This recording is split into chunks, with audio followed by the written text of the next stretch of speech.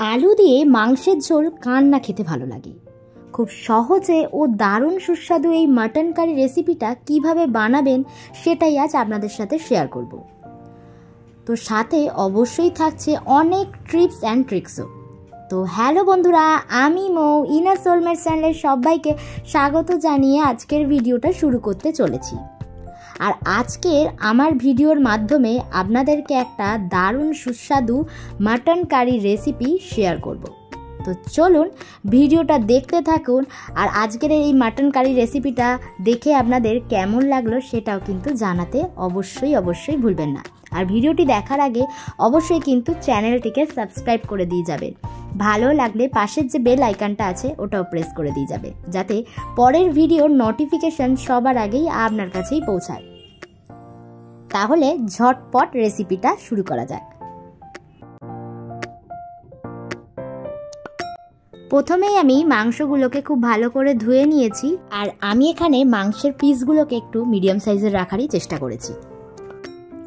আর যদি একটু চর্বি থাকে তাহলে তো আরোই ভালো হয়। তো এখন চর্বি যেহেতু শরীরের পক্ষে ভালো না, তাই আমি কম চর্বি আলাই মাংস রেখেছি আপনাদেরকে দেখানোর সুবিধার্থে। তো চলুন আমি এবার মাংসটাকে ভালো করে ম্যারিনেট করে নিই। প্রথমেই হলুদ, লাল লঙ্কার গুঁড়ো দিয়ে দিলাম।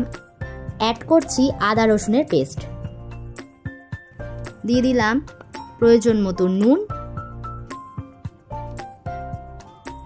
আর সর্ষের তেল আমি এখানে দিচ্ছি। তেলটা একটু আপনারা বেশি করেই দেবেন। আর একটু ধনে গুঁড়ো আর জিরে গুঁড়ো দিয়ে দিলাম। আর তেলটা আমার মনে হয়েছিল একটু কম, তাই একটু দিয়ে ভালো করে ম্যারিনেট করে নিচ্ছি আর ভালো করে মাখিয়ে নিচ্ছি।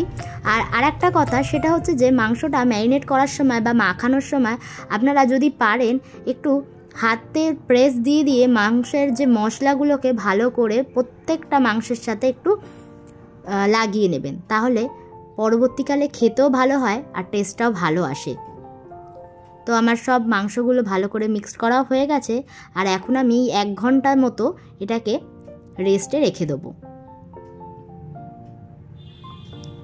এবার কড়াইতে আমি একটু তেল নিয়ে নিয়েছি, তার মধ্যে নুন দিয়ে দিলাম যাতে করে কম ছিটকায়। এবার তেজপাতা দিচ্ছি,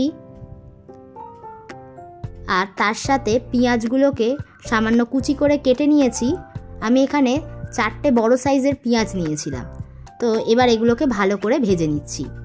আর এই ভাজাটা একটু সময় নিয়েই আপনারা করবেন, যাতে করে প্রপারলি লাল লাল করে একটু ভাজাটা হয়। ভাজাটা যত ভালো হবে খেতেও তত ভালো হবে, তাই আপনারা একটু সময় নিয়ে পেঁয়াজগুলোকে লাল লাল করে ভেজে নেবেন। তো দেখুন আমার ভাজাটাও মোটামুটি হয়ে এসছে। এবার পরিমাণ মতো যে যে ইনগ্রিডিয়েন্টসগুলো লাগবে সেগুলো আমি দিয়ে দেবো।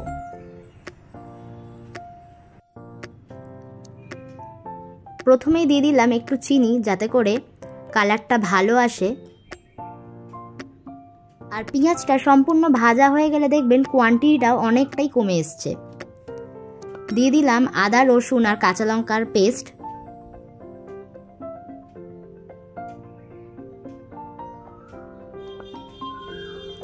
দিয়ে দিলাম পরিমাণ মতো হলুদ গুঁড়ো, লাল লঙ্কা গুঁড়ো। তো আমার ভাজা মোটামুটি হয়ে গেছে। এবার ম্যারিনেট মাংসগুলোকেও দিয়ে দিয়েছি কড়াইতে। আর আমার মাংসটা সামান্য একটু লেগে লেগে আসছিল। মাংসটা ঠিক বলবো না, পেঁয়াজটা অত্যাধিক ভাজা হয়ে গেছিল। তো ভালো করে এবার পেঁয়াজের সাথে মাংসগুলোকে কষিয়ে নিচ্ছি। এটা একটু আপনারা টাইম নিয়েই করবেন। আর আপনারা কিন্তু এটা প্রেসার কুকারে বা কড়াইতে দুভাবেই কিন্তু মাংসটা রান্না করতে পারেন। আমি প্রেসার কুকার বা কড়াইতে কীরকম কী টাইম লাগবে আর কখন কিভাবে করতে হবে সব কিছুই বলে দেবো আপনাদেরকে। তো মাংসটা মোটামুটি আমার পেঁয়াজ দিয়ে কষানো হয়ে গেছে। আর দেখুন কিছুটা তেলও ছাড়ছে। তো এখন আমি গরম জল অ্যাড করে দিলাম। আর আপনারা এখানে কিন্তু সবসময় গরম জলই অ্যাড করবেন, তাতে টেস্টটা ভালো আসে। তো গরম জল দিয়ে এবার আমি কিছুক্ষণ ধরে এটাকে বয়েল করে নেব।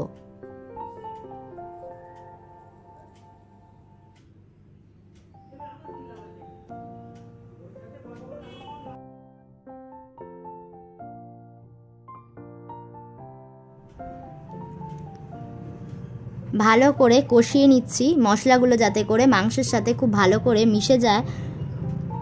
তো এরকম অবস্থায় আমি কিছুক্ষণ রেখে তার মধ্যে পরিমাণ মতো নুন দিয়ে দিচ্ছি।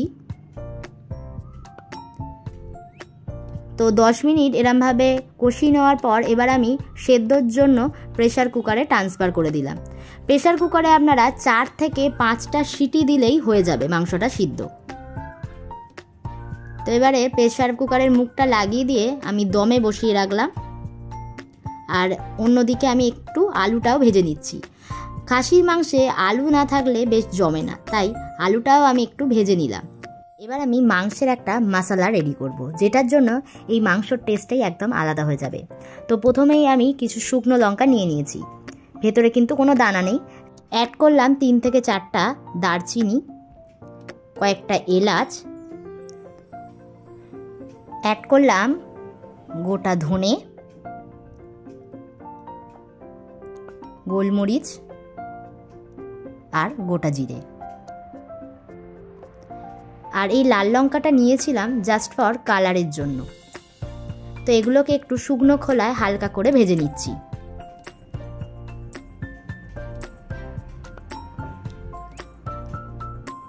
আমার মোটামুটি ভাজাও শেষ। এবার এগুলোকে মিক্সিতে খুব ফাইন একটা পেস্ট করে নেব। তো এরকম একটা পেস্ট হয়ে যাওয়ার পরে আমি মোটামুটি হাফ কাপ মতো দই নিয়ে নিয়েছি।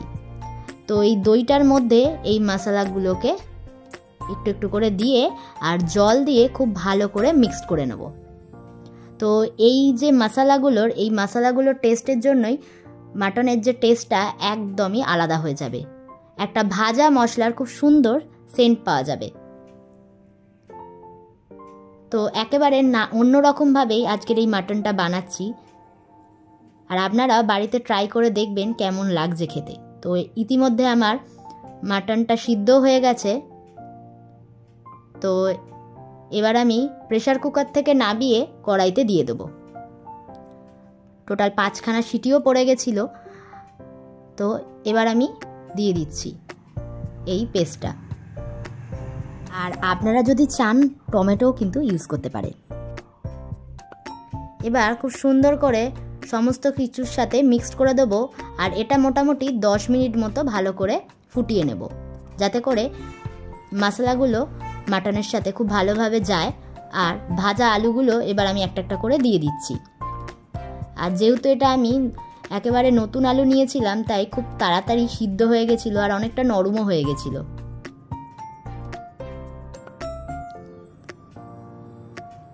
আর আলু দিয়ে মাংসটাকেও খুব ভালো করে ফুটিয়ে নিচ্ছি, যাতে করে আলুর মধ্যেও ঝোলের টেস্টটা যায়।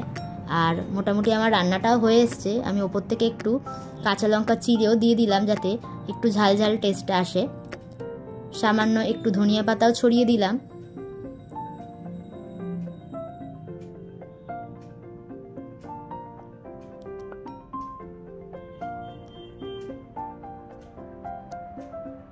আর সামান্য একটু গরম মশলা দিয়ে দিলাম ফ্লেভারের জন্য।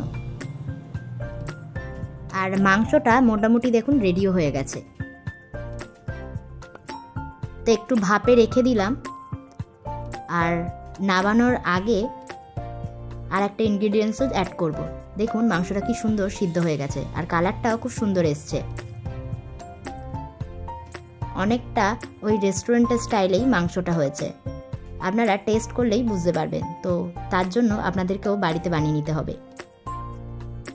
এবার সামান্য একটু ঘি অ্যাড করে দিলাম। ঘিটা অপশনাল, আপনারা চাইলে দিতেও পারেন আবার নাও। এবার একটু ঢাকা চাপা দিয়ে রেখে দেবো, যাতে ঘিয়ের স্মেলটা ভালো যায়। আর মাংসটা কতটা সিদ্ধ হয়েছে সেটা আপনাদেরকে একটু দেখিয়ে দিলাম। আমি কিন্তু পেঁপে অ্যাড করিনি, পেঁপে দিলে খুব ভালো সিদ্ধ হয়। তো দেখলেনই আপনারা, পেঁপে ছাড়াও কিন্তু মাংসটা খুব সুন্দরভাবে হয়েছে একটু প্রেসার কুকারে দেওয়ার ফলে। তো এবার আমি ঢাকা চাপা দিয়ে কিছুক্ষণ ভাপে রেখে দিলাম। তো আমার রেডি একেবারে গরমা গরম মাটন কারি। এটা আপনারা পরোটা বা লুচি রুটির সাথেও খেতে পারেন, আবার ভাতের সাথেও ভালো যায়।